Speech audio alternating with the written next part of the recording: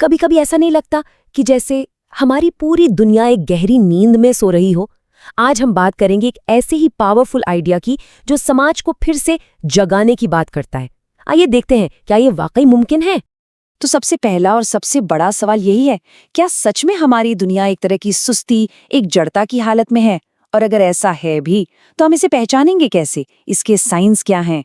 तो लक्षण है नैतिक गिरावट, मतलब मॉरल वैल्यूज का कम होना, बौद्धिक ठहराव यानी इंटेलेक्चुअल ग्रोथ का रुक जाना, और वो ताकतें जो हमें बांटती हैं, जो समाज में दरारें पैदा करती हैं, ये सब मिलके एक काफी सीरियस पिक्चर बनाते हैं ना। लेकिन अच्छी बात यह है कि यहाँ उम्मीद भी है। अगर हम इतिहास को देखें ना, तो वो हमें यही सिखाता है कि जब भी समाज में ऐसी सुस्ती आती है, उसके बाद एक जबरदस्त जागृति की लहर भी उठती है, जिसे हम रेनेसा या पुनर्जागरण कहते हैं। ये बिल्कुल एक साइकिल की तरह है, रात के बाद सुबह। और देखिए, ये कोई नया कॉन्सेप्ट नहीं है, इसकी जड़ें बहुत गहरी हैं।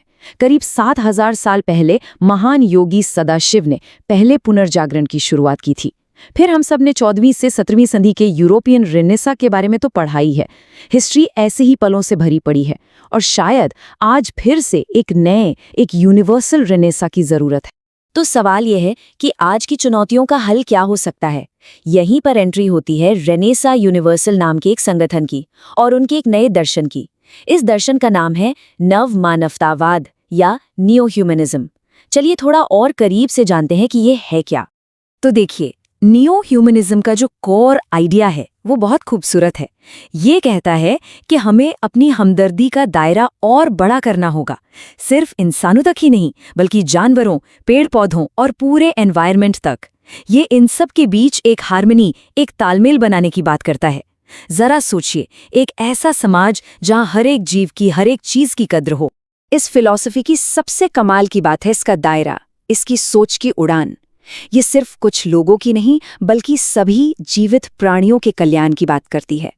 ये हर तरह की कट्टरता और संकीर्ण सोच, मतलब डॉगमेटिज्म, के खिलाफ है, और यह हमारी अपनी अंदर की साइको स्पिरिचुअल पोटेंशियल को जगाने पर फोकस करती है।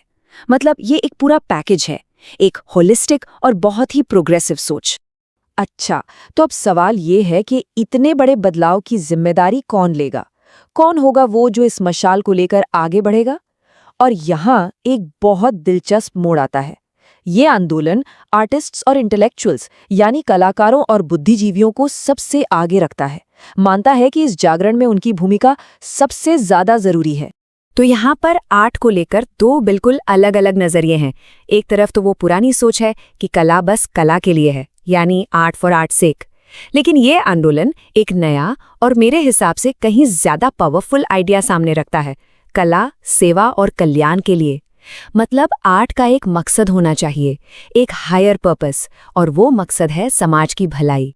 और इस आंदोलन के जो संस्थापक हैं, श्री प्रभात रंजन सरकार, उनका ये कोट कलाकारों को दी गई इस जिम्मेदारी को बहुत खूबसूरती से बयां करता है।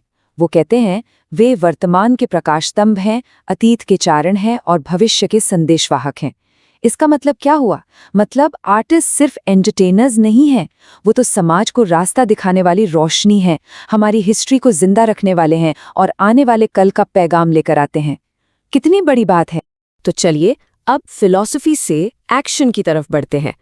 ये सिर्फ बातें नहीं है, बल्कि एक पूरा का पूरा एक्शन प्लान है, एक खाका है। देखते हैं कि इस संगठन के कॉन्क्रीट गोल्स क्या हैं, वो करना क्या चाहते हैं। तो स्टेप नंबर 1, न्याय के लिए लड़ना। इसका सीधा सा मतलब है कि करप्शन और हर तरह की छोटी सोच के खिलाफ एक साथ खड़े होना।